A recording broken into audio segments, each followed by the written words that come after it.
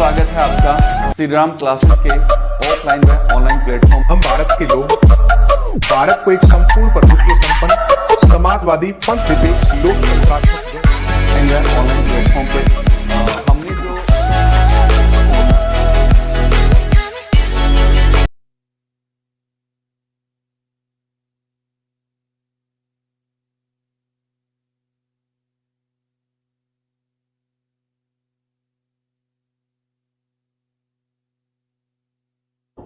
तो आ जाइए, हम शुरू करने वाले हैं अभी जो अपने हिंदी में दो सब्जेक्ट हमने जो शुरू कर रखे हैं। दो सब्जेक्ट का मतलब है, एक तो हमने क्या शुरू कर रखा है, व्याकरण, और व्याकरण के साथ साथ हमने क्या शुरू कर रखा है, साहित्य। ठीक है जी, तो थोड़ा सा रिवाइज कर लेते हैं। व्याकरण के अंदर हमने जो एक टॉपिक रखा था वो रखा था अलग से, हमने राजभाषा, और राजभाषा नहीं, हमने रखा था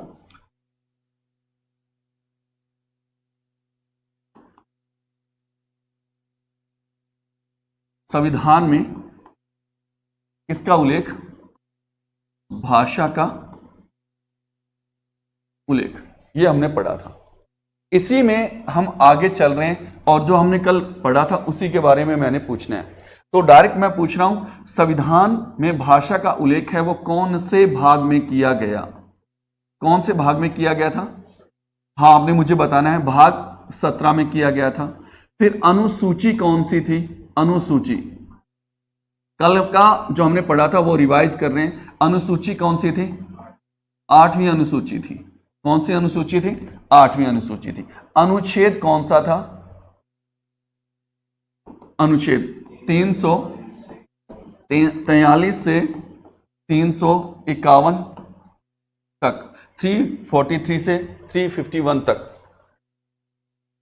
ठीक है जी, अब इसमें मैंने आपसे पूछना है कि जो अनुच्छेद अपने पास 343 है, 343 अनुच्छेद के अंदर उसने कहा क्या है, अनुच्छेद 343 में क्या कहा है वो मुझे बताना है। बिल्कुल, संघ की, सिंपल लिखूंगा मैं, शॉर्टकट लिखूंगा, संघ की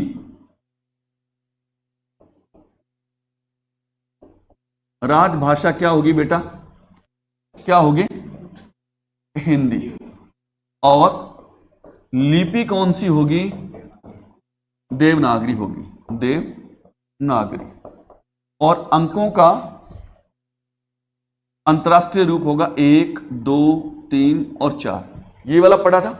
ये हिंदी भाषा, राजभाषा होगी अपनी हिंदी, और लिपि होगी देवनागरी, और अंकों का जो रूप होगा वो अंतरराष्ट्रीय रूप होगा। इस प्रकार से वो लिखा जाएगा, ये पढ़ा हमने। क्लियर है यहां तक? इसके अलावा इसमें थोड़ा सा ऐड और कर लेते हैं। ये भाग 17 था। भाग 5, भाग 5 की बात बता देता हूं, थोड़ा सा ऐड करना। भाग 5, कौन सा भाग, 5, अनुच्छेद,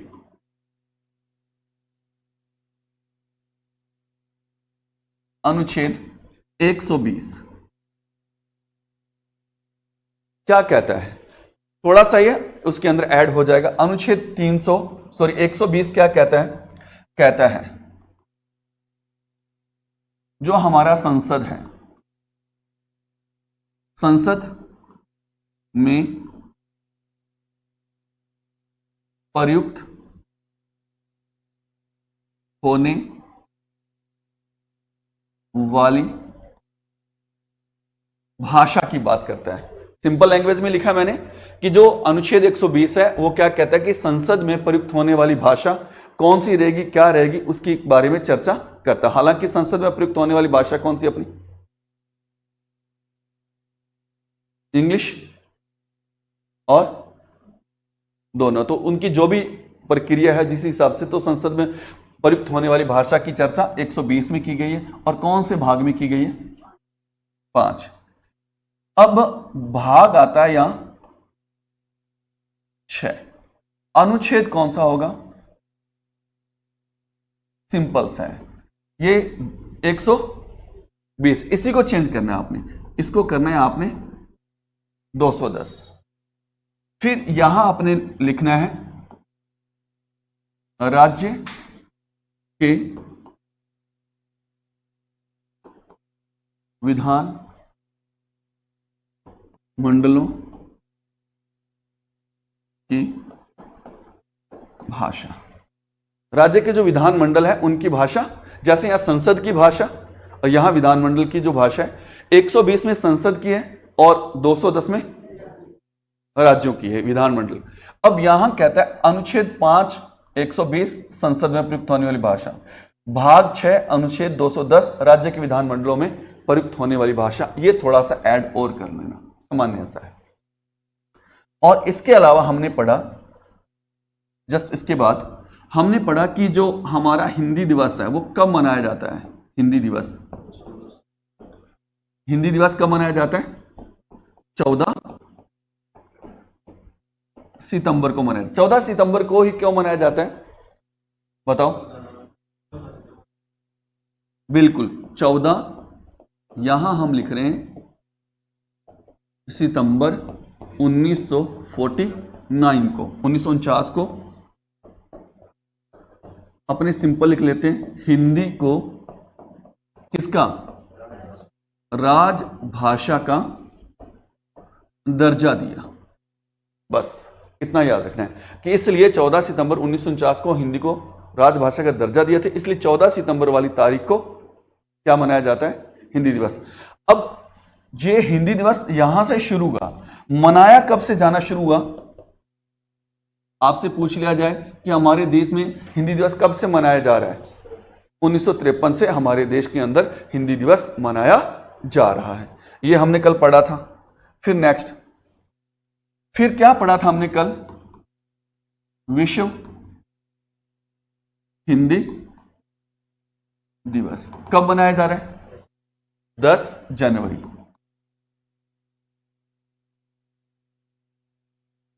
10 जनवरी को ही क्यों मनाया जाता है? क्योंकि 10 जनवरी 1975, कहीं कहीं आपको 1974 भी मिल जाता, लेकिन आपको 1975 वाला ही रखना है। 10 जनवरी 1975 को कहां पर? नागपुर में प्रथम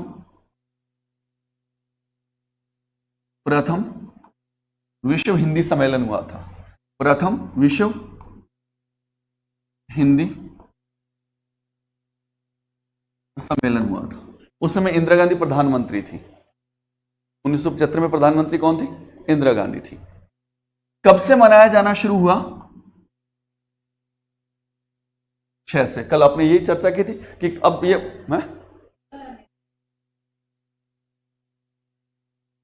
वो कौन सा, वो उसका था मातृभाषा वाला। 1975 में तो यहां इंदिरा गांधी थी, इसने प्रथम अध्यक्षता की थी यहां 1975 के अंदर, ठीक है। और 2006 में मनमोहन सिंह था, डॉक्टर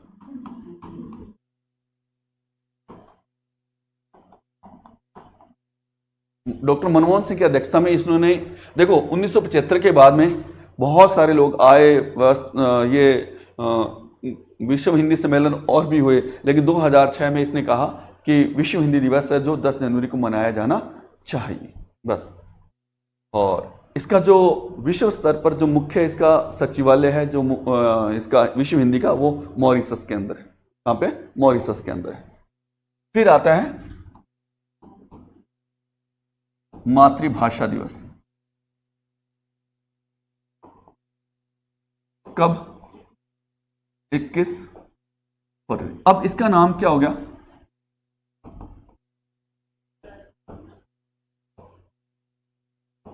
अंतर्राष्ट्रीय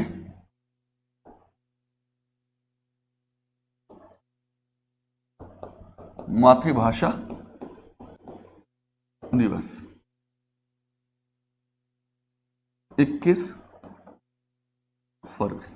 यूनेस्को ने इसको 1999 को स्वीकार कर लिया था और सभी जगह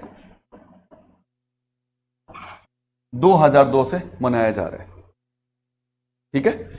मातृभाषा दिवस 21 फरवरी, ये बंगाल वाली बात है 1952 की। ठीक है, ये 1952 की बात है। तो मातृभाषा दिवस 21 फरवरी को मनाया जाता है। 1952 को मातृभाषा दिवस जो मनाए जाने की जो पहल वो शुरू हो चुकी थी, क्योंकि उनको अपनी मातृभाषा फिर से बोलने का आज़ादी दे दी गई थी। अंतर्राष्ट्रीय मातृभाषा दिवस 21 फरवरी को मनाया जाता है, क्योंकि इसका नाम बदलकर 1999 में अंतर्राष्ट्रीय मातृभाषा दिवस कर दिया था। यूनेस्को ने इसको पूरा विश्व स्तर पर मनाने की जो है प्रक्रिया शुरू कर दी थी। 2002 से इसको पूरे विश्व में मनाया जा रहा है। क्लियर है यहां तक? ठीक है जी। फिर इसके बाद हमने क्या पढ़ा था? इसके बाद राजभाषा पढ़ी थी, अंग्रेजी पढ़ी थी, सॉरी, हाँ जी, क्या पढ़ा था? अंग्रेजी। अंग्रेजी क्या है? सहायक भाषा है। सहायक भाषा किसकी सहायक भाषा है? हिंदी की। बोले तो जो राजभाषा है ना अपनी, उनकी क्या है? सहायक भाषा। और अपने सामान्य तौर पर क्या याद रखना होता है? हिंदी रख ले, क्योंकि हिंदी भी अपनी क्या है? राजभाषा है। इसको सहायक भाषा के रूप में कितने वर्ष के लिए रखा गया था? 15 वर्ष के लिए रखा गया था। कब से लेकर कब तक? 1950 से लेकर 1965। हाँ, वो 26 जनवरी 1965, ये वाला 65। फिर 1900, क्योंकि हमने कल पढ़ लिया था, 1963 में इसको क्या किया गया? कंटिन्यू किया गया। यहां आएगा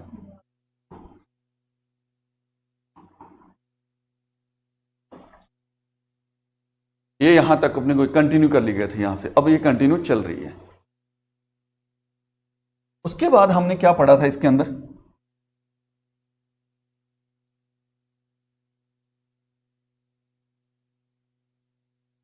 कुल राज भाषाएं कितनी है बेटा? 22। और यहां प्रश्न आता है, मूल संविधान में कुल राज भाषाएं कितनी है? 14। ठीक है। बाद में कितनी जोड़ी गई? 8 जोड़ी गई। कैसे? इस प्रकार से जोड़ी गई। ठीक है जी। आज हम इन भाषाओं के बारे में पढ़ेंगे, लेकिन 3 प्रश्न आपको मैं डायरेक्ट यहां बताता हूं। ठीक है, उसके बाद फिर कल वाली बात करेंगे अपन।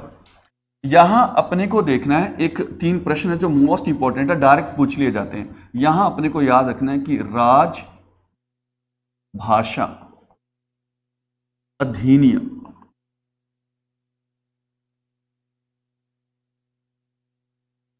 कब पारित हुआ था?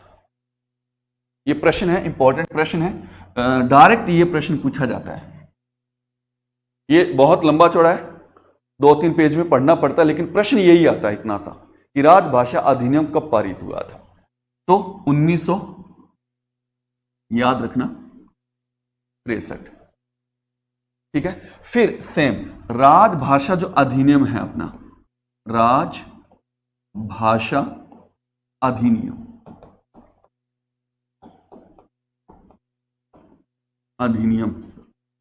में संशोधन कब? ये डायरेक्ट प्रश्न है। राजभाषा अधिनियम प्रथम संशोधन कब हुआ था? 1967। फिर एक प्रश्न और आता है, राजभाषा नियम, यह आएगा 1976। ये 3 प्रश्न अपने को याद रखने, ये डायरेक्ट पूछ लिए जाते हैं, ये हमें आते नहीं है, क्योंकि ये ना सन हमें याद ही नहीं रहते। और यही प्रश्न आता है कि राजभाषा अधिनियम कब? 1963। और राजभाषा अधिनियम में संशोधन 1967। और राजभाषा नियम कब बनाए गए थे? अब ये वाली जो बात है, 63 वाली बात, राजभाषा अधिनियम वाली, वो कब आती है? देखो मैं आपको बताता हूं। ये देखो 1963 में क्या हुआ कि जो अपनी राजभाषाएं थी उनमें अंग्रेजी को सहायक भाषा बनाया गया। तो उसी समय राजभाषा अधिनियम भी बनाया गया। क्या बनाया गया? राजभाषा अधिनियम भी बनाया गया। अब उसके बाद राजभाषा अधिनियम में संशोधन कब होता है? 1967 में होता है। ये अभी बताऊंगा कैसे हुआ। देखो, हमने क्या कहा कि हमारा जो कुल राजभाषाएं वो कुल कितनी है बेटा? 22 है। लेकिन मूल संविधान में कुल राजभाषाएं कितनी है? 14 है। अब 14 जो है, अब 14 भाषाओं के साथ हमें कितनी भाषा जोड़नी है? एक भाषा जोड़नी है। तो अब हमें क्या करना पड़ेगा? संविधान में संशोधन करना पड़ेगा। और प्रथम संशोधन, जब ये पहली भाषा जोड़ेगी तो पहला संशोधन हुआ। तो पहला संशोधन कब हुआ था? याद रखना है, ये वाली तारीख याद रखनी। ये यहां से कोरिलेट हो रहा है कि 14 भाषाएं थी, सबसे पहले हमने एक भाषा जोड़ी तो उस समय संशोधन हुआ। तो राजभाषा अधिनियम में संशोधन नियम बना 1967 में, और एक भाषा उस नियम के तहत इसके अंदर जोड़ दी गई। क्लियर? फिर राजभाषा के लिए नियम बनाए गए कि आपको जो राजभाषा है, जैसे अपने मानक हिंदी की बात करते हैं, सारी बातें करते हैं, तो राजभाषा भी कब जोड़ा जा सकता है, कैसे संशोधन किया जा सकता है, कौन सी भाषा को राजभाषा का दर्जा दिया जा सकता है, तो ये सारे नियम बनाए गए। ये सारे नियम कब बनाए गए? 1976। तो ये डिटेल में आप पढ़ सकते हो, लेकिन मुख्य जो प्रश्न है वो इसी प्रकार से पूछे जाते हैं। 3 प्रश्न अपने को याद रखने हैं, ये हमेशा याद रखना आप। अब हमें जो नेक्स्ट था हमारे पास कि हमने जाना कि हमारे पास क्या है? राजभाषाएं हैं। राजभाषा टोटल कितनी है बेटा? मैं डायरेक्ट लिख रहा हूं 14, प्लस में कितनी है? 8, और यहां कितनी होगी बेटा जी? 22। तो हमें देखना है यहां पर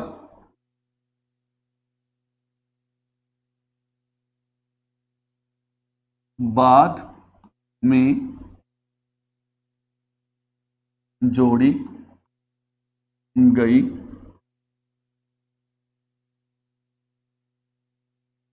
भाषाएं कितनी थी बेटा? 8। कैसे याद करना है आपको? याद करना है। अब देखो, यहां पहला भाषा में जो संशोधन हुआ, जो पहला संशोधन हुआ वो 21वां संविधान संशोधन था। कौन सा संविधान संशोधन था बेटा? 21वां। संविधान में उस समय 20 संशोधन हो चुके थे। अभी जो भाषा के लिए संशोधन हो रहा था वो 21वां संविधान संशोधन था। ठीक है, तो यहां अपने को याद रखना है 21वां संविधान संशोधन 1967, ये याद रखना है। ये पहला संविधान संशोधन था हमारे लिए, अर्थात राजभाषा के लिए। भाषा के अंदर ये पहले, वैसे इससे पहले कितने संशोधन हो गए थे? 20 हो गए थे। इसके बाद जब आगे भाषाएं जोड़ी गई तो उसके अंदर यहां 71वां संविधान संशोधन आएगा। कौन सा संविधान संशोधन आएगा? 71वां संविधान संशोधन।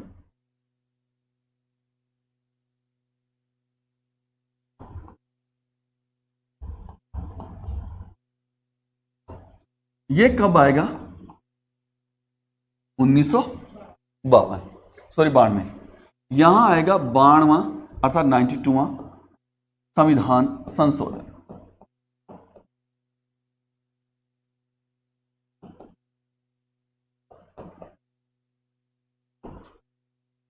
ये कब आएगा?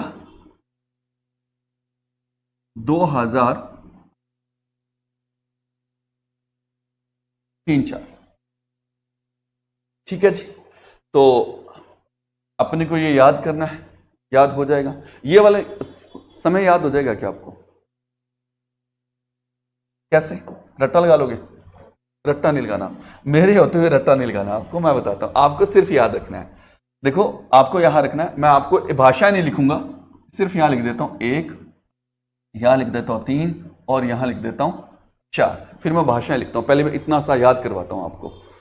तो 21वां संविधान संशोधन, 21 में कितना आता है? ध्यान दो, यहां 1। कितनी भाषा जोड़ी गई? 1 भाषा जोड़ी गई। ठीक है। अब जब हम एक, जो अपने पास 1 लिखते हैं, ऐसे करके लिखते हैं ना, एक को बीच में जैसे कट लगा दिया जाता है तो वो क्या बन जाता है? 7। तो अपने को ये 7 याद रखना कि 1967 वाली बात है। अब यहां 1967 आ गया। अब जब 21 लिखते हैं ना, अपने ऐसे करके लिखते हैं, तो ऐसे लिख दिया मैंने सेम सेम यहां से हटा दिया मान लो, तो 21 का 71 बन गया सेम। क्या बन गया 21 का, मतलब कि ये आपको याद रखना है कि जैसे हमने ना 2 लिख देते हैं ऐसे करके, ऐसे लिखते हैं ना, तो मान लो इसका ये वाला हिस्सा हटा दिया तो ये 71 ही बच गया अपने पास। जब 71 बच गया ना तो इन दोनों को अपने प्लस करना है, कितना आता है 92 आता है। तो क्या 92 यहां पे भी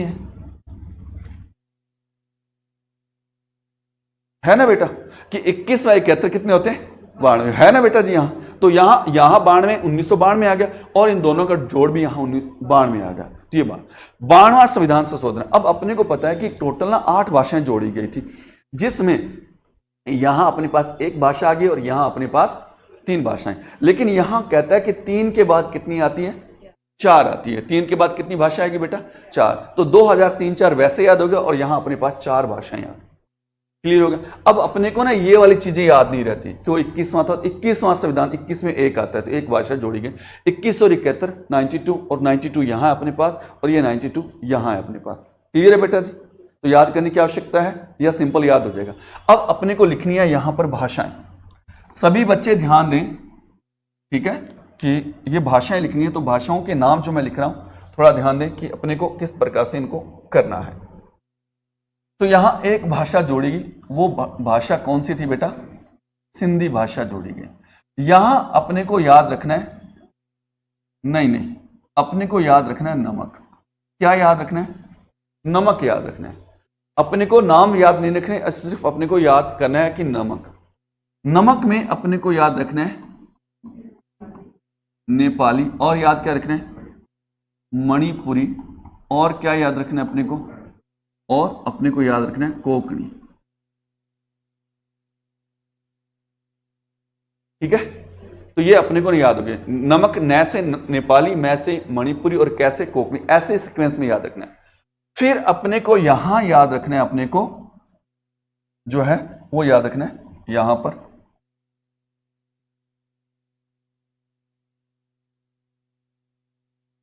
पहले ब्रैकेट हटाओ, फिर ऑफ हटाओ, फिर भाग करना है, फिर गुणा करना है, फिर जोड़ना है, और लास्ट में घटा देना है। ठीक है, सबट्रैक्शन हो जाएगा लास्ट में। ये बोर्ड मास। बोर्ड मास से आपको याद रखना है वो, फिर डी, फिर एम, और ये एम ए, फिर एस से याद रखना है अपने को।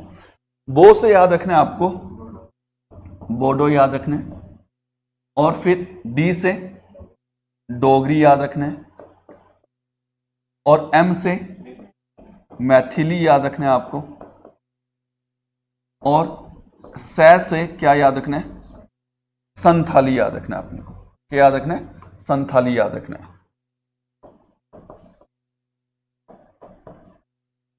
ये लो जी, ये याद हो गया।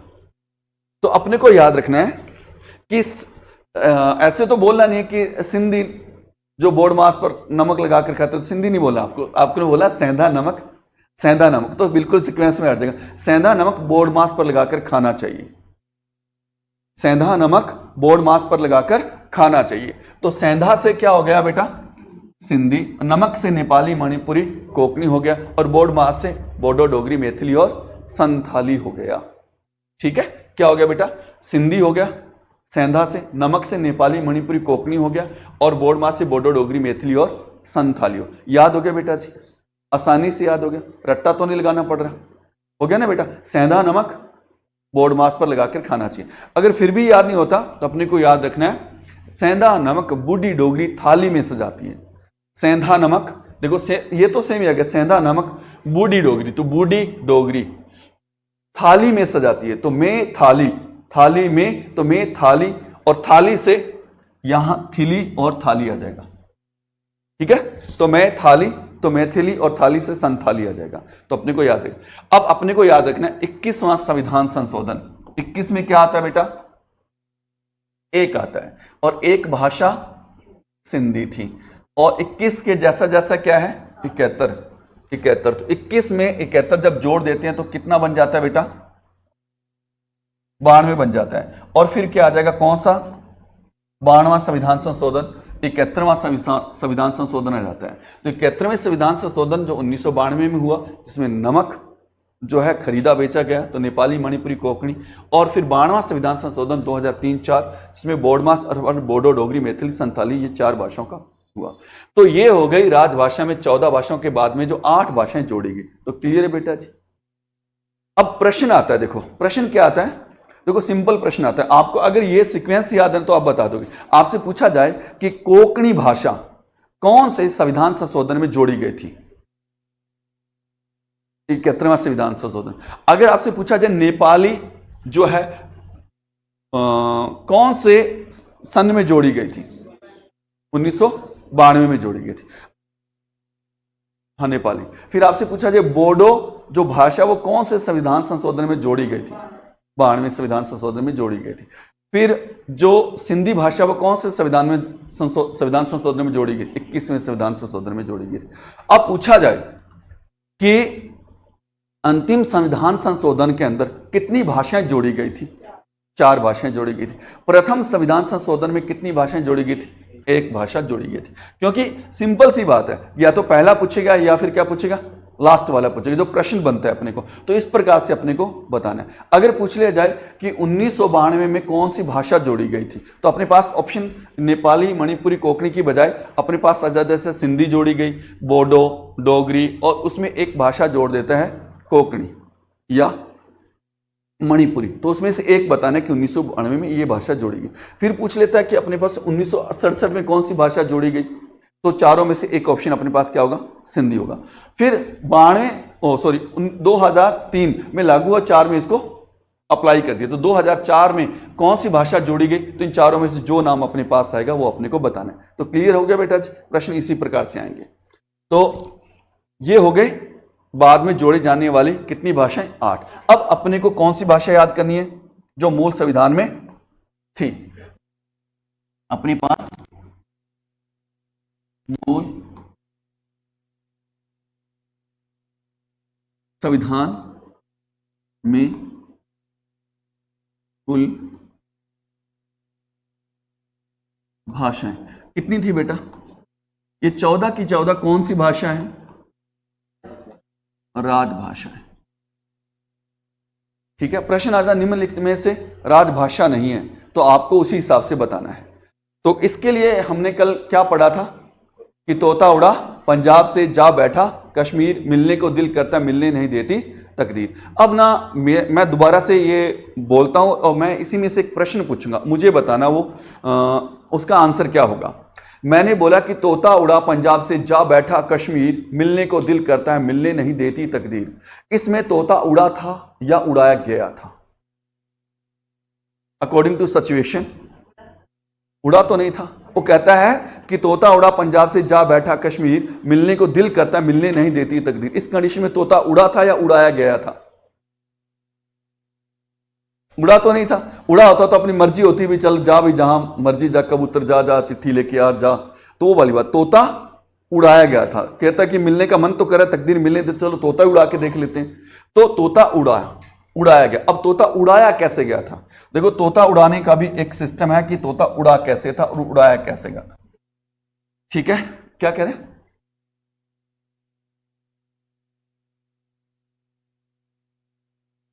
कहता है आसमान में हिंदू गरजा तो अब तोता उड़ाया था। अब तोता कैसा था? उसका मोम का तोता था। मोम जानते हो क्या होता है? जैसे आप मोमबत्ती होती है ना, मोम की बत्ती है ना, तो मोमबत्ती, तो मोम का तोता उड़ा पंजाब से जा बैठा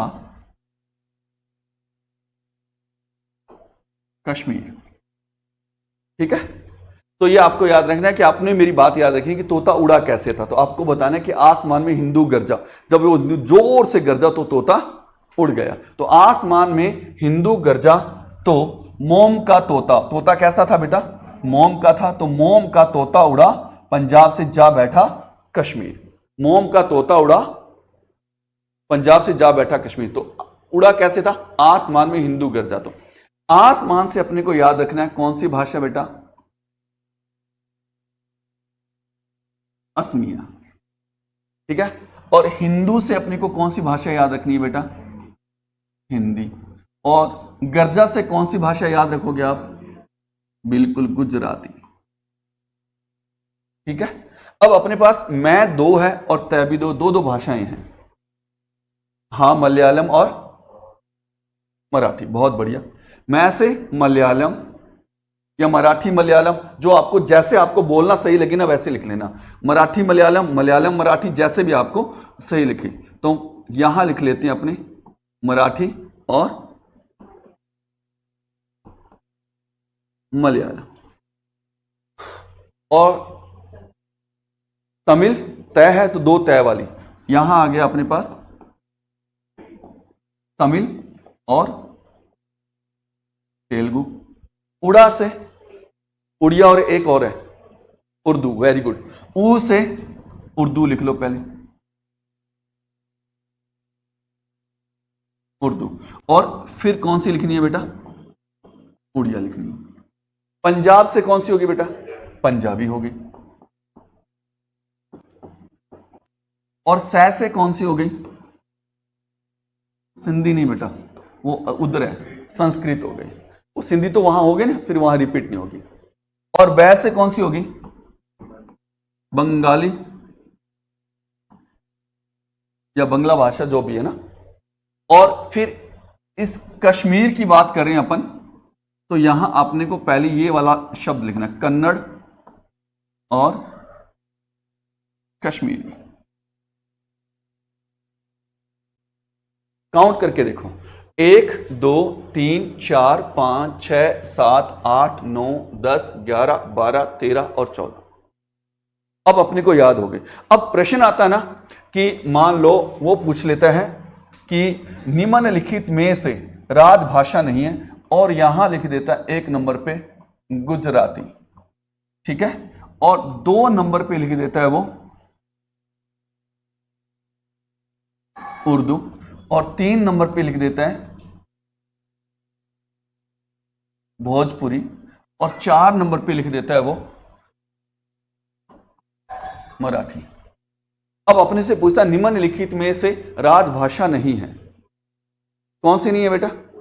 अब अपने को 14 तो ये याद रखने, और वो 8 नाम वो याद रखने। इनके अलावा जो भी नाम आएगा वो इस राजभाषा में से नहीं होगा। ये प्रश्न आपका क्लियर हो गया। क्लियर है? कोई किंतु परंतु याद हो गया? कोई रट्टा लगाने की जरूरत है? कोई पढ़ना अच्छा मैथिली ये वो ऐसा कहने की जरूरत तो नहीं है? तो बिल्कुल आपको याद हो। तो इसी प्रकार के प्रश्न आएंगे, निम्नलिखित में से राजभाषा है या निम्नलिखित में से राजभाषा नहीं है। तो क्लियर है बेटा जी? ये गुड। तो ये अपना जो संविधान में भाषा का उल्लेख था, वो अपने जो सिंपल सा एक टॉपिक था वो पूरा कर लिया। राजभाषा के जो मुख्य जो बातें थी वो मैंने आपको बता दी। तो 3 प्रश्न आपको याद रखने। राजभाषा अधिनियम कब बना था? 1963 में। उसमें संशोधन कब हुआ था? 1967 में। और राजभाषा नियम कब बने थे? 1976 में। तो ये आपको याद रखना है। तो क्लियर है बेटा जी यहां तक? तो इसमें अपने इतना ही पढ़ेंगे। यहां पर ये अपने पढ़ा कुल राजभाषाएं 22 है, जिसमें मूल संविधान में 14 ही भाषा थी। अब ना आपके पास समय है कि जो हमारे पास ना ये 1963 में जोड़ी गई, सॉरी 67 में जोड़ी गई, और ये 1992 में, ये 2004 ये आ गया। 3 4 मतलब 4 आ गया। मन कहने में 4 है तो 4 बोल दिया मैंने। अब ये पूछा जाए कि 14 भाषाएं कब जोड़ी गई थी?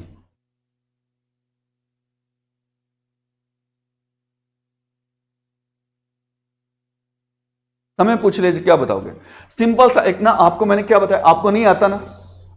नहीं आता, मुझे भी नहीं आता। हमें क्या करना है? कॉमन सेंस लगाना है। क्या लगाना है बेटा? कॉमन सेंस लगाना है। और कॉमन सेंस क्या कहता है कि जो हमारा संविधान है ना, वो लागू कब हुआ था? बस लागू कब हुआ? 1950। तो ये 14 भाषाएं लागू कब हुई?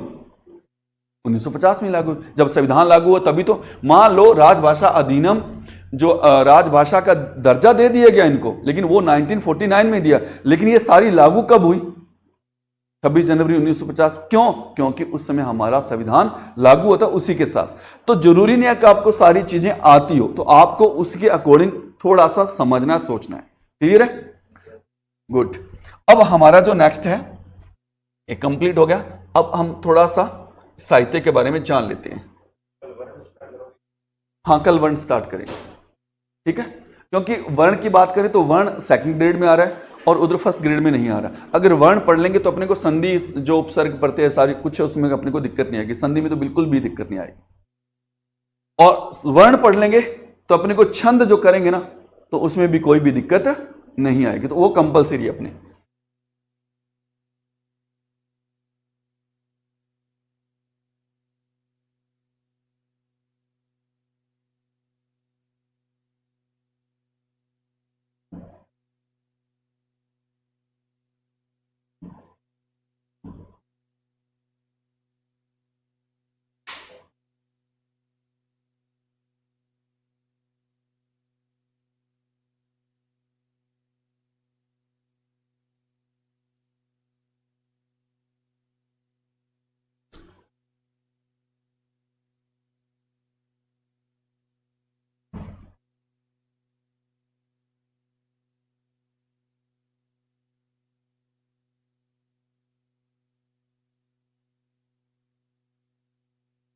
ये हमारा साहित्य वाला पार्ट है, तो थोड़ा सा रिवाइज करते हैं अपन, फिर उसके बाद आगे मैं आपको लेके चलता हूं।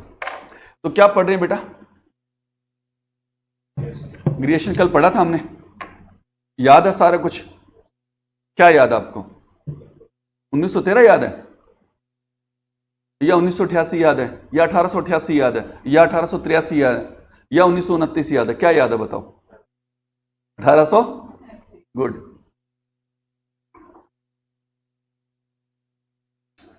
अंग्रेजी याद है या फ्रेंच याद है या उर्दू याद है या फिर अंग्रेजी याद है? ठीक है। कालक्रमानुसार याद है या वर्णानुक्रम याद है?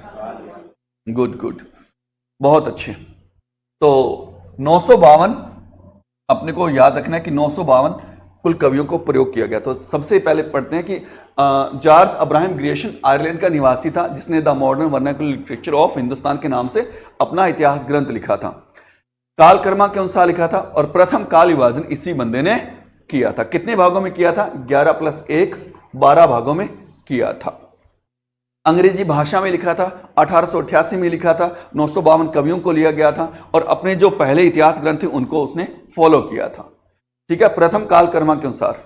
और ये एशियाटिक सोसाइटी ऑफ बंगाल की पत्रिका के विशेष अंक के रूप में छपा था। सही अर्थों में हिंदी साहित्य का पहला इतिहास ग्रंथ था। और भक्ति काल को इसने क्या कहा था? स्वर्ण युग कहा था। भक्ति काल को क्या कहा था इसने? स्वर्ण युग कहा था। जो हमने कल पढ़ा उसी को रिपीट कर रहे हैं, थोड़ा ध्यान दें। फिर इस ग्रंथ का जो हिंदी अनुवाद है वो डॉक्टर किशोरीलाल गुप्त ने किया था। किस नाम से किया था? हिंदी साहित्य का प्रथम इतिहास के नाम से। इस बंदे ने हिंदी साहित्य का जो प्रारंभ है वो 700 से माना है और भक्ति काल को स्वर्ण युग कहना इसकी बहुत बड़ी उपलब्धि थी। 15वीं शताब्दी का पुनर्जागरण काल इसने भक्ति काल को नाम दिया था और काल क्रमानुसार वर्गीकरण के साथ ही इन्होंने परिवर्तियों को भी स्पष्ट किया था। उर्दू व फारसी के कवियों को स्थान नहीं दिया था। केवल और केवल 952 कवि जो किसके थे बेटा? हिंदी के लिए थे। याद है अपने को? गुड, बहुत अच्छे। फिर नेक्स्ट मिश्र बंधु। मिश्र बंधु कितने भाई थे? 3। एक कौन था? शुक्र था, एक श्याम था, एक गणेश था। अगर फिर भी याद ना हो तो आपको याद रखना है कि शुक्रवार को शाम गणेश मंदिर जाता है। ठीक है, तो शुक्र, शाम और गणेश 3 भाई थे। इन्होंने अपने जो ग्रंथ है जो कब लिखा था? 1913 में और 4 भागों में इन्होंने प्रकाशित करवाया था। पहला जो 3 भाग थे, प्रथम भाग, द्वितीय भाग और तृतीय भाग, ये तृतीय से 3 आ जाता है। 3 से 1913 में ये प्रकाशित करवाते हैं। चतुर्थ में 4 आता है और 1934 में वो प्रकाशित होता है। ठीक है, याद रह जाएगा। और इसकी जो भाषा थी वो हिंदी थी। इसने लगभग 5000 कवियों का प्रयोग किया गया था। तो अगर हम बात करें लगभग 4591 जो कवि थे, तो एक्यूरेट कहा जाता है कि 4591 या 95 लगभग 91 कवियों का इसने प्रयोग किया था, जो हम आईडीए से 5000 कवि लेते हैं। अगर पूछा जाए एक्चुअल में 4591 याद रखना आपको, ठीक है। 8 भागों में विभाजित किया था, 5 प्लस में 3 याद रखना अपने को। प्रथम बार काल विभाजन का बहुत अच्छा प्रयास किया था और तुलनात्मक पद्धति का प्रयोग किया था इसने, और प्रवृत्ति आगे आने वाले इतिहासकारों के लिए एक मील का पत्थर साबित हुआ। और स्वयं रामचंद्र शुक्ल ने रीतिकाल के जो कवि थे वो इसी में से लिए थे। बहुत बढ़िया, शाबाश। फिर हिंदी साहित्य का प्रारंभ इसने 643 से माना है। क्या कह रहे हो? हाँ, विक्रमी संवत 700 आ जाएगा। मिश्र बंधु 3 भाई थे, श्याम, शुक और गणेश। मिश्र बंधु ने का प्रिय कवि देव था, इन्होंने विवाद उत्पन्न किया था, देव बड़ा या बिहारी। ये यहां तक हमें अच्छे से याद है। प्रश्न अभी आएंगे आपके सामने, इसमें से बताने हैं, ठीक है।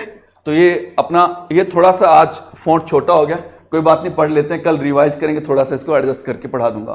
तो रामचंद्र शुक्ल के बारे में वैसे मैं आपको बोल के बता देता हूं। तो रामचंद्र शुक्ल जो हमारी हिंदी साहित्य के लिए एक वह व्यक्ति है जो हमारे हिंदी साहित्य को जिसने बहुत अच्छा बना दिया और हमारे इस देश में हिंदी साहित्य का नाम चला दिया। तो यह कहा जाता है कि हिंदी साहित्य इतिहास लेखन के अंदर आचार्य रामचंद्र शुक्ल का जो नाम है वो कौन से स्वर्ण अक्षरों में लिखा जाता है, क्योंकि इसी ने हिंदी साहित्य का इतिहास को चलाया है और इसी के नाम से अब चल रहा है। तो हिंदी साहित्य इतिहास की परंपरा में सर्वोच्च स्थान किसका है बेटा जी? रामचंद्र शुक्ल का ही आता है। हिंदी साहित्य का इतिहास ग्रंथ अब यह कहता है, आपको मैंने बताया था कि हिंदी साहित्य का जो इतिहास है वो पहले किस नाम से लिखा था? हिंदी शब्द सागर की भूमिका के नाम से लिखा था और यह लिखा था 1929 में। कितने लोगों ने लिखा था? 3 लोगों ने लिखा था। कौन कौन थे ये 3 लोग? 2 रामचंद्र थे, तो रामचंद्र 2 थे, एक रामचंद्र वर्मा जी थे और एक रामचंद्र शुक्ल थे। तो आपको ना वर्मा पहले याद रखना है, शुक्ल तो आपको याद ही है। शुक्ल तो अपने को क्या है, मैं पहले रामचंद्र शुक्ल व वर्मा नहीं, वर्मा हमने बाद वाला भूल जाते, तो एक तो वर्मा थे और दूसरे शुक्ल थे, ऐसे याद। और तीसरा बंदा था बाबू श्याम सुंदरदास। ये 3 लोग थे। इन 3 लोगों ने मिलकर हिंदी शब्द सागर की भूमिका के नाम से एक ग्रंथ लिखा। लेकिन इसमें क्या किया, इसी ग्रंथ के अंदर संशोधन किया। क्या किया बेटा? संशोधन किया। संशोधन करने के बाद इस ग्रंथ को किस नाम से लिखा? हिंदी साहित्य का इतिहास के नाम से लिखा।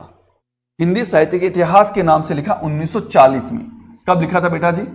1940 में इसमें संशोधन किया था। लेकिन अब क्या होता है, एक्चुअल में कंडीशन तो यही थी कि इसमें ना 1940 में संशोधन कर दिया गया। अगर फिर भी आपसे पूछा जाए कि हिंदी साहित्य का जो इतिहास था तो उसमें संशोधन कब हुआ था? 1940 में। लेकिन अपने से प्रश्न पूछा जाता है कि आचार्य रामचंद्र शुक्ल के द्वारा लिखा हिंदी साहित्य का इतिहास कब प्रकाशित हुआ? तो आपको बेटा जी 1929 ही लिखना है। अपने को विद्वान नहीं बनना, क्योंकि इसका जो समय एग्जाम में कौन सा माना जाता है? 1929 माना जाता है। तो अपने को यही लिखना है। क्लियर? यही है। तो यहां अपने को ये 1929 ही मानना है और शब्द सागर की भूमिका 1929। ये जो हिंदी साहित्य का इतिहास लिखा था, इसका उसने जो प्रकाशन करवाया था वो 1929 में नागरी प्रचारणी सभा काशी से करवाया गया था। तो सुन लो कि आचार्य रामचंद्र शुक्ल के द्वारा लिखा गया हिंदी साहित्य का इतिहास का जो प्रकाशन है वो कहां से करवाया गया था? 1929 में नागरी प्रचारणी सभा काशी से करवाया गया था।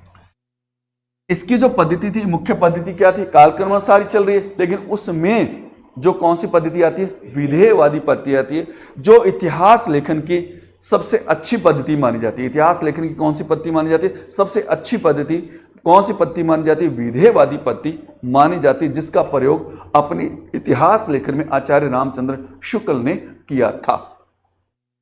क्लियर है? और कौन सी भाषा में लिखा था? हिंदी भाषा में लिखा था।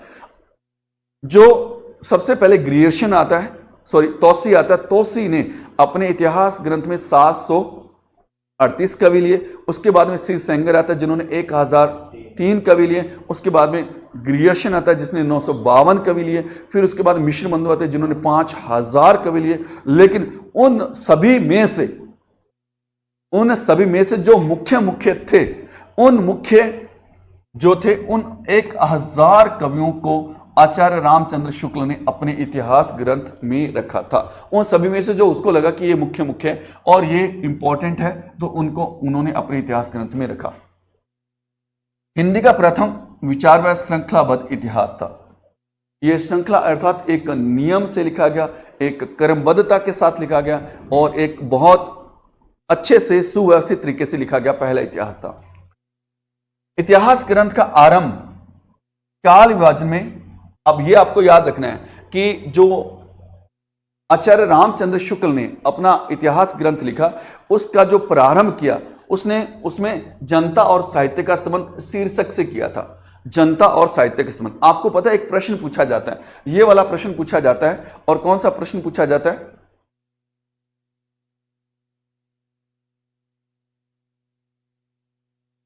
एक सेकंड मैं बता देता हूं। लिखा है तो लिखा है तो ठीक है, नहीं लिखा है तो ठीक है। हाँ, मैं बता देता हूं। ये जो जनता है तो वहां लिखा हुआ है जनता की जो चित्तवृत्तियों के आधार पर लिखा गया हिंदी साहित्य का प्रथम इतिहास कौन सा है? शुक्ल है। तो जनता की जो आम चित्तवृत्तियां थी, उनके जो चित्तवृत्तियों का मतलब है कि वो कैसे अपना जीवन यापन करते हैं, सामाजिक आर्थिक सारा कुछ। तो जनता की चित्तवृत्तियों के आधार पर लिखा जाने वाला प्रथम इतिहास शुक्ल जी का। और यह प्रश्न पूछा जाता है कि जनता की जो चित्तवृत्तियों के आधार पर लिखा जाने वाला इतिहास ग्रंथ कौन सा है? तो हिंदी साहित्य का इतिहास किसके द्वारा लिखा गया? शुक्ल के द्वारा लिखा गया। तो सबसे पहले इसने जनता और साहित्य के संबंध को जोड़ा है। कहते हैं ना कि जो साहित्य वो किसकी? समाज का दर्पण है, उसमें पूरा समाज दिखाई देता है। शुक्ल ने अपने इतिहास ग्रंथ में कवियों के परिचयात्मक व विवरणात्मक जो विवरण है, ये विवरण लिखा हुआ है, विवरण मिश्र बंधु विनोद से लिया था। अब ये क्या कहता है? रीतिकाल भी लिया और कवियों का परिचय भी और उनका विवरण भी कहां से लिया? इसका मतलब लगभग इस बंदे ने जो इतिहास ग्रंथ लिखा वो कहां से लिखा? मिश्र बंधुओं से लिखा। क्योंकि जो कवि थे अपने इतिहास ग्रंथ में, उनका जो विवरण है, उनका जो परिचय, वो कहां से लिया इसने? मिश्र बंधु। और पूरे का पूरा रीतिकाल कहां से लिया? वो भी मिश्र बंधुओं से लिया था। हिंदी शब्द सागर की भूमिका के निर्माण में 3 लोग थे। एक तो श्याम सुंदर दास था, एक रामचंद्र वर्मा था और एक रामचंद्र शुक्ल था। तो ये 3 लोगों ने मिलकर हिंदी शब्द सागर की भूमिका को लिखा था। आचार्य शुक्ल ने कवियों की जीवन चरित्र के स्थान पर उनकी रचनाओं के साहित्य का मूल्यांकन की प्रमुखता की।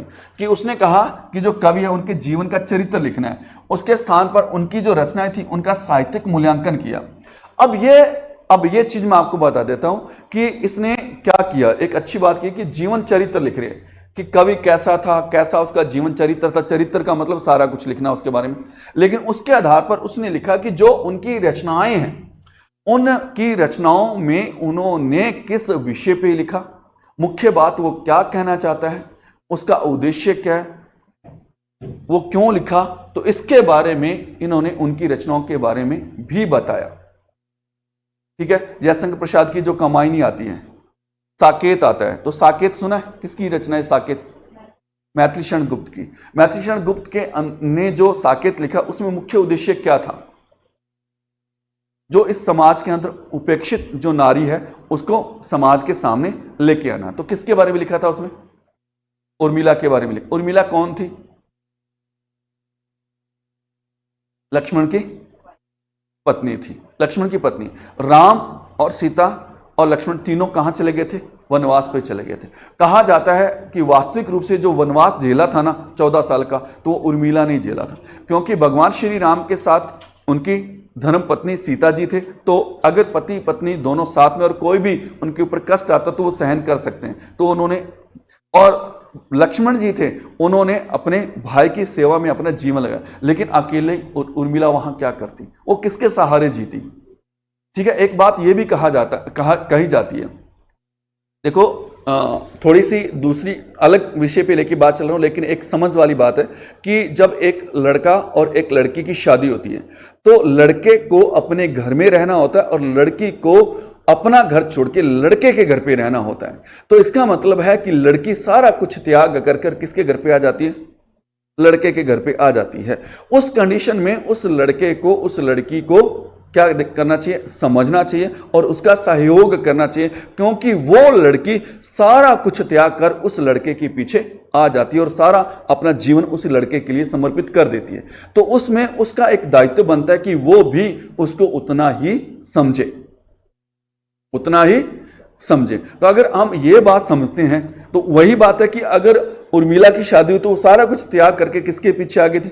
लक्ष्मण के, और लक्ष्मण उसको उसी कंडीशन में छोड़ के आ गया। अब एक बात और बता दो, जीवन का एक सिस्टम है कि बेटी जो होती है ना, जब तक उसकी शादी नहीं की जाती तो माँ बाप को वो कभी बोझ नहीं लगती। ये कटु सत्य जीवन की प्रकृति का नियम है। उसकी शादी कर दी तो शादी करने के बाद एक नियम है कि जो परिवार वाले हैं तो उनको भी लगता है कि यार बेटी की शादी कर दी, अब हमारे घर पे बैठी है। तो शादी के बाद में लड़की अगर घर पे बैठी है तो ना वो घर की है ना फिर वो घाट की है। तो इसके लिए कहा जाता है कि उस समय उसको उन भी सहयोग या समझना चाहिए था, तो नहीं समझा तो नारी की जो उपेक्षा वाली बात है वो मैथिली शरण गुप्त ने उसमें रखी। तो इस ऐसी बातें इन्होंने अपने इतिहास ग्रंथ में रखी। किसने क्या लिखा है तो उस प्रकार का परिचय यहां दिया।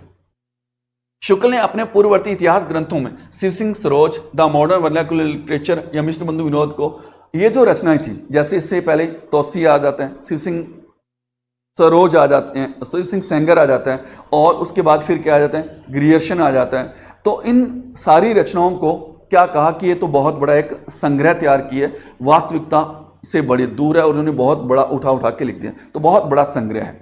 तो ये बात शुक्ल ने इनकी साहित्य ग्रंथों के लिए कही। तो ये बात समझ में आ गई बेटा जी। तो आचार्य रामचंद्र शुक्ल को इतिहास ग्रंथ लेखन के अंदर उसको सर्वोच्च स्थान दिया जाता है और आज हम भी, हमारे जो बोर्ड है वो भी आचार्य रामचंद्र शुक्ल की पुस्तक को सर्वमान्य मानते हैं। ठीक है जी। इन्होंने अपना जो इतिहास ग्रंथ कब लिखा था? 1929 में। किस नाम से लिखा था? हिंदी साहित्य के इतिहास के नाम से। तो सबसे पहले हिंदी साहित्य के इतिहास को हिंदी शब्दसागर की भूमिका के रूप में लिखा था। 3 लोगों ने लिखा था। तो रामचंद्र 2 थे, एक वर्मा था और तीसरा था बाबू श्याम सुंदर दास। इन्होंने मिलकर लिखा और दोबारा फिर इसी को संशोधित करके हिंदी साहित्य के इतिहास के नाम से आचार्य रामचंद्र शुक्ल ने इसको लिखा। उसके बाद इसकी पद्धति है वो विधेयवादी पद्धति, जो सबसे श्रेष्ठ पद्धति मानी जाती है। इसको हिंदी भाषा में लिखा गया था, 1000 कवियों का प्रयोग किया गया था और जो इसने अपने इतिहास को 4 भागों में बांटा था, जिसको मैं सिंपली 4 नाम बता देता हूं: आदिकाल, भक्तिकाल, रीतिकाल और आधुनिक काल। जिसमें जो आचार्य रामचंद्र शुक्ल ने जो नाम दिया था वो नाम दिया था, पहला जो आदिकाल था उसका नाम दिया था वीर गाथा काल, और फिर पूर्व मध्यकाल, फिर उत्तर मध्यकाल और फिर गद्य काल के नाम से 4 नाम दिए थे। ठीक है जी। तो हिंदी साहित्य का जो आरंभ का काल विभाग में जनता और साहित्य के संबंध से जनता की चित्तवृत्तियों के आधार पर इतिहास लिखने वाले पहले बंधु हैं। और अपना जो परिचय और रीति काव्य है, अपने कवि परिचय है जो रीति काव्य, वो सारा का सारा मिश्र बंधु विनोद से लिया था। ठीक है। और इसके ये हमने पढ़ ही लिया। रचनाओं का मूल्यांकन भी उन्होंने किया। ठीक है जी। तो उन्होंने इससे पहले वाले कवियों की जो रचनाएं थी उनको बहुत बड़ा इतिहास और वृत्त संग्रह कहा, इन्होंने बहुत बड़ा संग्रह किया। अब आते हैं डॉक्टर रामकुमार वर्मा। डॉक्टर रामकुमार वर्मा का जो इतिहास है ये बड़ा इंपॉर्टेंट है, एग्जाम की दृष्टि से बहुत ज्यादा इंपॉर्टेंट, और ये प्रश्न लगभग हर एक एग्जाम में पूछा जाता है। देखो हम कंपटीशन पढ़ रहे हैं बेटा, तो कंपटीशन में जो प्रश्न एग्जाम में आते हैं हम उसी की चर्चा करेंगे और उसी पे बात करेंगे। ये वाला प्रश्न बहुत ज्यादा इंपॉर्टेंट है कि उसके इतिहास ग्रंथ का नाम है कि हिंदी साहित्य का आलोचनात्मक इतिहास। हिंदी साहित्य की आलोचनात्मक इतिहास किसने लिखा था? वैज्ञानिक इतिहास किसने लिखा था? ठीक है जी, गणपति चंद्र ने। समीक्षात्मक, विवेचनात्मक, इसके बारे में अपन पढ़ेंगे, सारा याद करवाऊंगा। ये समीक्षात्मक किसने लिखा, विवेचनात्मक किसने लिखा, सुबोध किसने बोल दिया, ठीक है, वीरों को टीका किसने लगा दिया। तो ये सारी बातें ना, वो जो नाम आएंगे ना इतिहास ग्रंथ, वो सारे याद करवाऊंगा इस तरीके से, तो आपको याद रह जाएंगे ये। तो हिंदी साहित्य का आलोचनात्मक इतिहास लिखने वाले कौन थे? राम कुमार। ये प्रश्न आता है कि हिंदी साहित्य का आलोचनात्मक इतिहास किसका लिखा हुआ है? डॉक्टर राम कुमार वर्मा का। यही प्रश्न पूछा जाता है। दूसरा प्रश्न ये पूछा जाता है, मैं आपको बता देता हूं कि इसने जो अपना इतिहास ग्रंथ लिखा था, इसमें इसने दो ही, यहां लिखता हूं, एक तो इसने आदि का लिखा था। क्या लिखा था बेटा? आदि का। और एक इसने क्या लिखा था? क्या लिखा था? भक्ति का लिखा था। एक तो इसने आदि का लिखा था और एक इसने क्या लिखा था? भक्ति का लिखा था। पहला क्या लिखा था इसने? आदि का लिखा। और दूसरा कौन सा लिखा था? भक्ति का लिखा इसने। कौन सा लिखा था बेटा? भक्ति का। अब ये इसने सिर्फ दो ही काल लिखे थे, पूरा इतिहास नहीं लिखा था इसने। आपको मैं बता दूं, अब हमने यहां पढ़ते हैं हिंदी साहित्य का आलोचनात्मक इतिहास, लेकिन हमें नहीं पता कि इसने कितने काल लिखे। सिर्फ दो ही काल लिखे थे बेटा, एक आदि काल लिखा था और एक भक्ति काल। अब दूसरा प्रश्न यह आता है कि इसने आदि काल को दो भागों में लिखा था। क्या लिखा था? आदि काल को दो भागों में। वो दो भाग कौन कौन से थे वो देखिए। वो दो भाग कौन कौन से थे देखिए। पहला भाग था, बिल्कुल बिल्कुल आप सही बोल रहे हो, संधि काल। और जो दूसरा भाग था वो था चारण काल।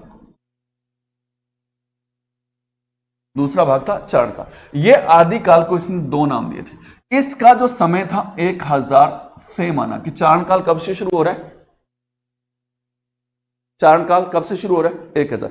और 1000 से जो पहले वाला समय वो किस नाम से माना? संधि काल के नाम से माना।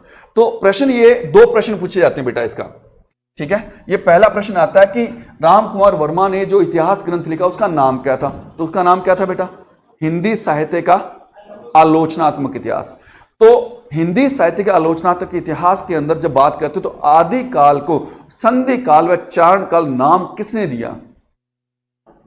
राम कुमार वर्मा ने। एक प्रश्न ना मैंने कल भी बताया था, आज मैंने वो प्रश्न नहीं बताया लेकिन कल बताया था कि आदि काल को चारण काल नाम किसने दिया था? ग्रियर्सन ने दिया था। अकेला जो चारण काल नाम दिया था वो ग्रियर्सन ने दिया था। संधि काल व चारण काल वो राम कुमार वर्मा ने दिया था। अब प्रश्न पूछा जाता है कि आदि काल को संधि काल नाम किसने दिया? राम कुमार वर्मा ने। अकेला संधि काल पूछा जाए तो राम कुमार वर्मा बताना, अकेला चारण काल पूछा जाए तो ग्रियर्सन बताना, और संधि काल व चारण काल पूछा जाए तो आपको राम कुमार वर्मा बताना है। क्लियर है? बहुत बढ़िया। तो संधि काल व चारण काल इसने आदि काल को नाम दिया और उसने फिर दूसरा लिखा भक्ति काल। इसने अपना इतिहास पूर्ण नहीं लिखा था, यह सिर्फ एक आलोचक था। आलोचक था कि मतलब कि दूसरों के जो इतिहास थे उनमें ताका झाकी की और इसने ये सही नहीं लिखा, इसने ये सही नहीं लिखा, इसने ये किया, इसने वो किया, मतलब ये एक आलोचक के रूप में है। तभी तो कहा जाता है कि इसने हिंदी साहित्य का आलोचनात्मक इतिहास लिखा था और आलोचनात्मक पद्धति का प्रयोग किया। जैसे हम पद्धतियां करते हैं ना, कि जैसे विधेयवादी पद्धतियां, तो मैं इसके जस्ट बाद पद्धतियां ही करवाऊंगा आपको। तो आलोचनात्मक पद्धति का प्रयोग किया इसने। कितने प्रश्न याद हो गए आपको? 3-4 में 2 ही मानते हैं अपने मुख्य रूप से।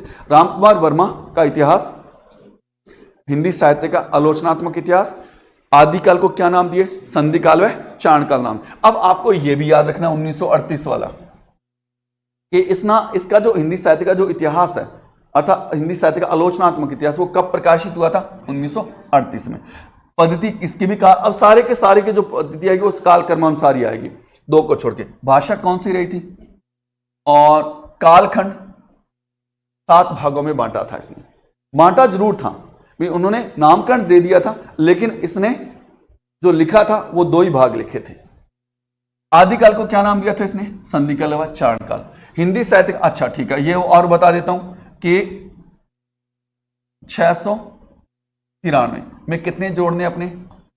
ये हो गए 10 और ये हो गए 6 और ये हो गए 7। तो इसने बस 5 ही आएगा। 750 से हिंदी आदिकाल का प्रारंभ माना है इसने। कब माना है? इसने 1000 से पहले का समय संधि काल दिया और इसने 750 से आदिकाल का प्रारंभ मान लिया। ठीक है, तो ये हो गया। इन्होंने अपभ्रंश के पहले कवि स्वयंभू को हिंदी का पहला कवि माना। तीसरा प्रश्न अपना, अपना तीसरा प्रश्न कि स्वयंभू को हिंदी का पहला कवि किसने माना है? स्वयंभू को हिंदी का पहला कवि किसने माना है? रामकुमार वर्मा ने माना है। अवधी भाषा का प्रथम कवि इसने किसको स्वीकार किया? मुल्ला दाऊद को। अवधी भाषा का पहला कवि मुल्ला दाऊद को स्वीकार किया और हिंदी का पहला कवि स्वयंभू को स्वीकार किया। 4 प्रश्न हो गए, याद रखना। ये जो निर्गुण ज्ञानाश्री धारा है उसका जो संत काव्य धारा है ये नाम दिया उसने, और ये ज्ञानाश्री है, ये प्रेमाश्री है। तो प्रेमाश्री, ये ज्ञानाश्री लिख दिया, प्रेमाश्री है। तो प्रेमाश्री को इसने सूफी काव्य धारा जो नाम ये इसने दिए थे, संत काव्य धारा और सूफी काव्य धारा जो भक्ति काल के अंदर जो नाम दिए वो किसने दिए? रामकुमार वर्मा ने दिए। इतिहास लेखन का प्रमुख आधार इसने किसको माना था? शुक्ल के इतिहास को। डॉक्टर रामकुमार आपको पता है एकांकी के जनक माने जाते हैं। किसके जनक माने जाते हैं? नाटककार व एकांकीकार माने जाते हैं, अर्थात एकांकी के जनक माने जाते हैं। नाटककार व एकांकी के जनक है, तो एकांकी नाटक का प्रारंभिक रूप है, उससे उसका बड़ा रूप क्या आ जाता है? नाटक आ जाता है। तो आपके 4 प्रश्न कौन कौन से हैं? 5 प्रश्न कौन कौन से हैं? पहला प्रश्न है कि डॉक्टर रामकुमार वर्मा ने अपने हिंदी साहित्य जो 1938 में प्रकाशित हुआ किस नाम से करवाया था? हिंदी साहित्य का आलोचनात्मक इतिहास। उसने अपना जो हिंदी साहित्य लिखा तो कितने भागों में लिखा था? 2 भागों में, आदिकाल व भक्तिकाल। आदिकाल को 2 नाम दिए थे, कौन कौन से? संधिकाल व चारण काल का प्रारंभ कब से माना? 1000 से, और संधिकाल का प्रारंभ 750 से माना। ठीक है जी, लिख लिया। उसके बाद में रामकुमार वर्मा ने हिंदी का पहला कवि किसको माना? स्वयंभू को माना। और रामकुमार वर्मा ने अवधी का पहला कवि किसको माना? मुल्ला दाऊद को पहला कवि माना। ठीक है जी। उसके बाद जो रामकुमार वर्मा है वो कौन सी गद्य विधा के जनक माने जाते हैं? नाटक नहीं, एकांकी। नाटक नहीं बोलना आपको, एकांकी के जनक माने जाते हैं। ठीक है, आपसे पूछा जाए कि जो रामकुमार वर्मा है, डॉक्टर रामकुमार वर्मा जी, वो कौन सी गद्य विधा के जनक माने जाते हैं? तो एकांकी के जनक माने जाते हैं। तो एक बहुत बड़े नाटककार भी थे और एकांकीकार भी थे, तो एकांकी के जनक माने जाते हैं। क्लियर है बेटा जी? याद हो गया? बहुत बढ़िया। अब आते हैं हजारी प्रसाद द्विवेदी। हजारी प्रसाद द्विवेदी एक ऐसे बंदे थे पूरे साहित्यकारों के अंदर, इतिहासकारों के अंदर, जो जिन्होंने ग्रंथ लिखा, ये भी बहुत बड़े आलोचक हैं। तो आपको बता दूं, जो कुछ हमारे पास जो साहित्यकार है वो आलोचक के रूप में, जैसे डॉक्टर रामकुमार वर्मा भी आलोचक के रूप में, और हजारी प्रसाद द्विवेदी भी। 2 नाम आते हैं, आपको मैं 2 नामों की बात बताता हूं, हम कंफ्यूज हो जाते हैं। एक आता है हजारी प्रसाद द्विवेदी, एक आता है महावीर प्रसाद द्विवेदी। आपको याद रखना है, जो महावीर है ना वो आधुनिक काल में आएगा। कब आएगा? आधुनिक काल में आएगा। और आधुनिक काल में उसके नाम से एक युग है, और वो युग कौन सा है? द्विवेदी युग। दूसरा जो युग है, पहला युग भारतेंदु के नाम से, और दूसरा युग है आधुनिक काल के अंदर, वो महावीर प्रसाद द्विवेदी के नाम से। भारतेंदु युग को पुनर्जागरण काल कहा जाता है और द्विवेदी युग को जागरण सुधार काल कहा जाता है। अपने को याद पता है, जब हम पेपर देने जाते हैं तो हमारे पास ना द्विवेदी कंफ्यूज हो जाते हैं कि द्विवेदी ये महावीर प्रसाद द्विवेदी की बात कर रहा है या फिर हजारी प्रसाद द्विवेदी की बात कर रहे हैं। अब ये है कौन सा? हमने पढ़ तो रखा है कि ये है तो महावीर प्रसाद द्विवेदी या फिर हजारी प्रसाद द्विवेदी। तो आपको याद रखना है कि जो हजारी प्रसाद द्विवेदी है वो आलोचक के रूप में आएगा। इसके रूप में आएगा? आलोचक के रूप में आएगा। ठीक है, तो आपको ध्यान रखना है। तो आपको बता दूं कि आचार्य रामचंद्र शुक्ल ने जो अपने इतिहास ग्रंथ के अंदर जो सिद्धांत अर्थात जो बातें लिखी थी, उसका विद प्रूफ जो खंडन करने वाला और उसके सामने डटकर खड़ा होने वाला बंदा एक ही था, वो था हजारी प्रसाद द्विवेदी, जिसने आचार्य रामचंद्र शुक्ल की अवधारणा को गलत साबित किया था। और वो एकमात्र बंदा था हजारी। नहीं तो आचार्य रामचंद्र शुक्ल के सामने कोई भी बंदा उठने का नाम अर्थात बोलने का नाम नहीं लेता था, और ये कहता था कि जो आचार्य रामचंद्र शुक्ल ने लिख दिया वो लोहे पे लकीरा, वो अब गलत नहीं हो सकता। लेकिन उसकी विचारधारा को गलत साबित करने वाला कौन बंदा है? यह बात किसी एक और बंदे ने कही कि अगर कोई व्यक्ति है और जो आचार्य रामचंद्र शुक्ल के सामने खड़ा हो सकता है और उसकी अवधारणाओं को गलत साबित कर सकता है विद प्रूफ के साथ, तो वो बंदा है हजारी प्रसाद द्विवेदी। और ये बात कही किसने? गणपति चंद्र गुप्त ने कही। किसने कही बेटा? गणपति चंद्र गुप्त ने ये बात कही थी कि एक ही बंदा जो इसके विपक्ष में खड़ा हुआ है विद प्रूफ के साथ। ये बात मैंने अपने तरीके से की है, लेकिन वो डेफिनेशन वो अपने तरीके से देगा। याद हो गया बेटा जी ये वाला? तो यह आचार्य हजारी प्रसाद द्विवेदी। इसकी जो मैं आपको बात बता दूं कि इसने हिंदी साहित्य का इतिहास लिखा, लेकिन इसने भी हिंदी साहित्य का इतिहास पूर्ण नहीं लिखा कि जैसे आदिकाल, भक्तिकाल, रीतिकाल, आधुनिक काल ऐसे नहीं लिखा। इसने जो इतिहास लिखा वो अलग अलग भागों में लिखा था। तो आपको ये जो इसकी 3 मुख्य रचनाएं हैं वो आपको बहुत अच्छे से याद करनी है। तो हिंदी साहित्य की भूमिका 1940 आएगा बेटा, ये 940 नहीं आएगा, सॉरी ये 1940 है। हिंदी साहित्य का आदिकाल 1952 और हिंदी साहित्य का उद्भव और विकास 1953। ये 3 रचनाएं आपको याद रखनी हैं। ये इंपॉर्टेंट है, पूछा जाता है कि हिंदी साहित्य की भूमिका के नाम की जो रचना है, जो साहित्य है, वो किसका है? तो हिंदी साहित्य की भूमिका 1940 में लिखी थी हजारी प्रसाद द्विवेदी ने। फिर हिंदी साहित्य का आदिकाल लिखने वाला बंदा कौन है?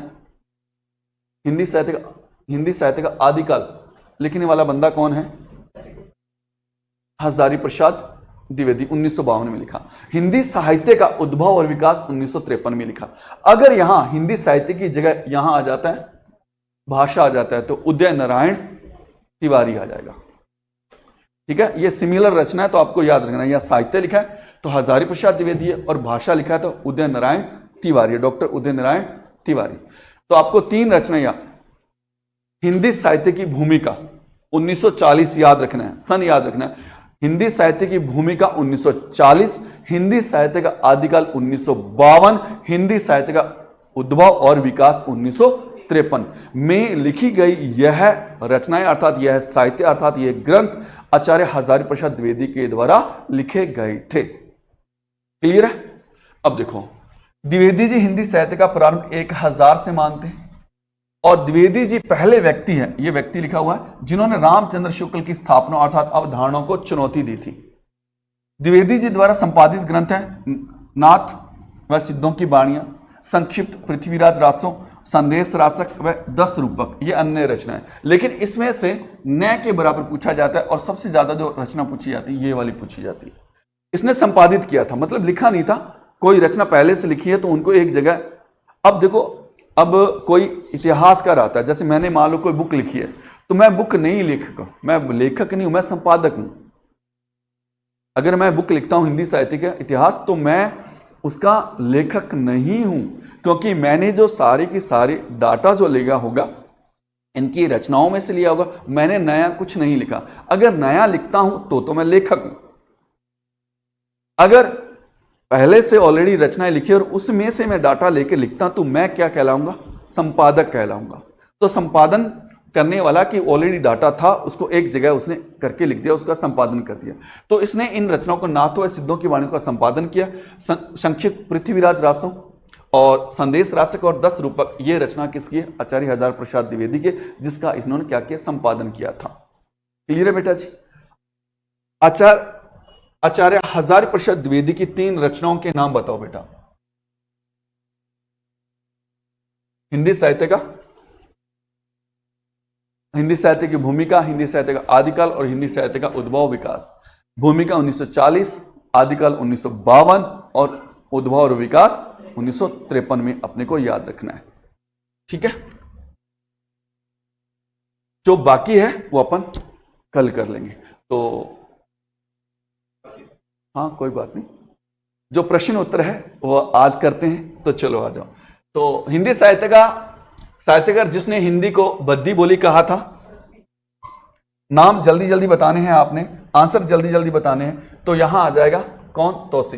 गारसादा तोसी द्वारा रचित द स्थावर लाल अत्युत एंदु हिंदुस्तानी कितने भागों या संस्करणों में थी? 5 भाग और 2 संस्करण। फिर कहता है कि इसका हिंदी अनुवाद किसने किया था? हिंदी अनुवाद किसने किया था?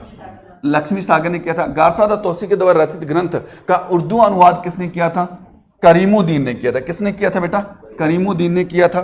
उसके बाद तोसी के द्वारा लिखे ग्रंथ, ठीक है, जो कब प्रकाशित हुआ था? 1839। तासी द्वारा रचित इतिहास कहां से प्रकाशित हुआ था? The Ireland translation committee of Ireland. गासो तोसी ने अपने ग्रंथ में कुल कितने कवियों का वर्णन किया था? 738। ठीक है। भाषा की सबसे छोटी इकाई वर्ण है। कितने अच्छे ना, आपको सारा याद है। भाषा की अर्थ के आधार पर सबसे छोटी इकाई शब्द है। वार्तालाप के आधार पर भाषा की सबसे छोटी इकाई शब्द है। भाषा की सबसे बड़ी इकाई वाक्य। भाषा की पूर्ण इकाई वाक्य है। बहुत अच्छे। भाषा का उल्लेख संविधान में कौन से अनुच्छेद में किया गया? 343। भाषा का उल्लेख संविधान की कौन सी अनुसूची में किया गया? 8वीं अनुसूची में। हिंदी भाषा की उत्पत्ति पश्चिमी हिंदी से होती है, ऑप्शन के अकॉर्डिंग। ठीक है, अकॉर्डिंग किसके? ऑप्शन के अकॉर्डिंग। अब प्रश्न यहां आ जाता है जी, आज का नया प्रश्न। अब कहता है कि शिव सिंह सरोज जो रचना है उसका प्रकाशन कब हुआ था? 1883। कब होता है बेटा जी?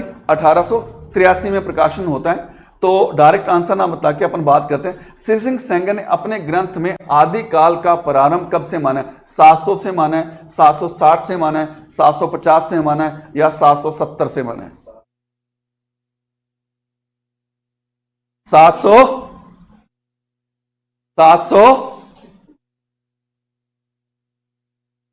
से शिव, से सिंह, से सरोज और से ऐसे कंफ्यूज होते रहते। करवाया था।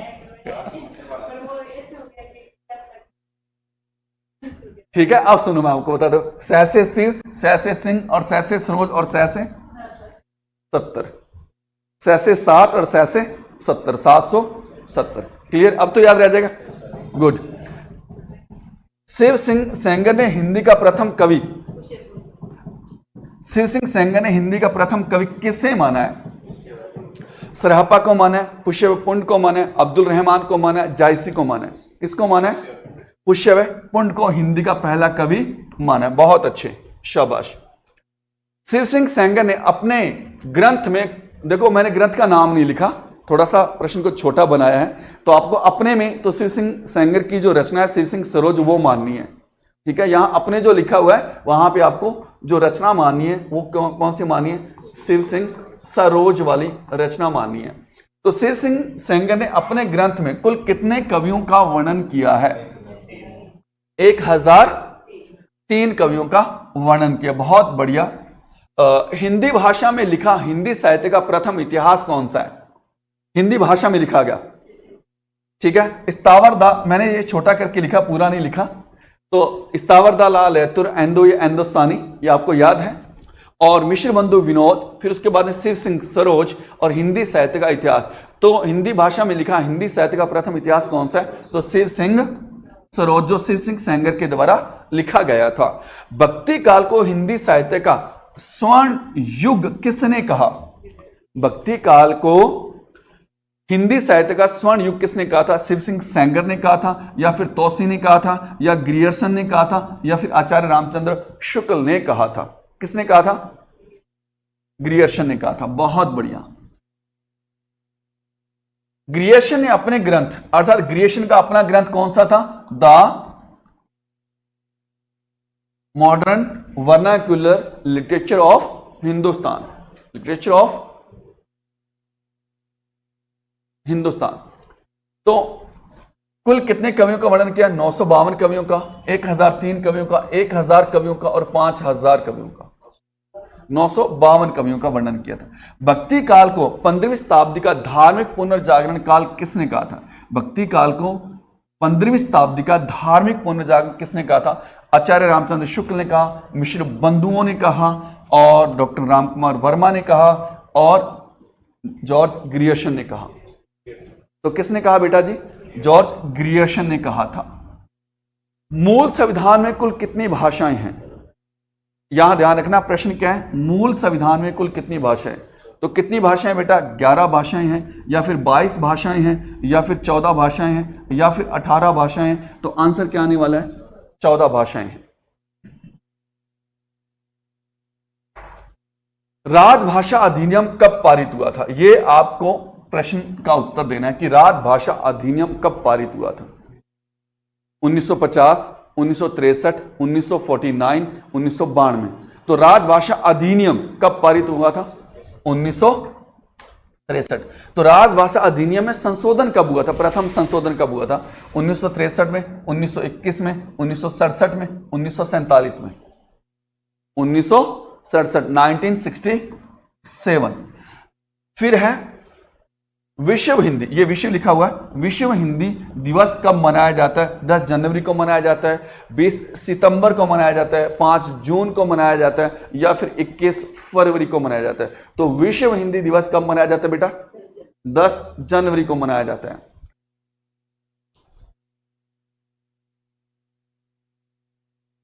अंतरराष्ट्रीय मातृभाषा दिवस मनाया जाता है 14 फरवरी को, 22 फरवरी को, 21 फरवरी, फरवरी है ये वाला, फरवरी को, और 28 फरवरी को। क्या नाम आएगा बेटा? 21 फरवरी आएगा। हिंदी दिवस मनाया जाता है 14 सितंबर को, 31 अक्टूबर को, 26 जनवरी को, और 10 जनवरी को। 14 सितंबर को मनाया जाता है।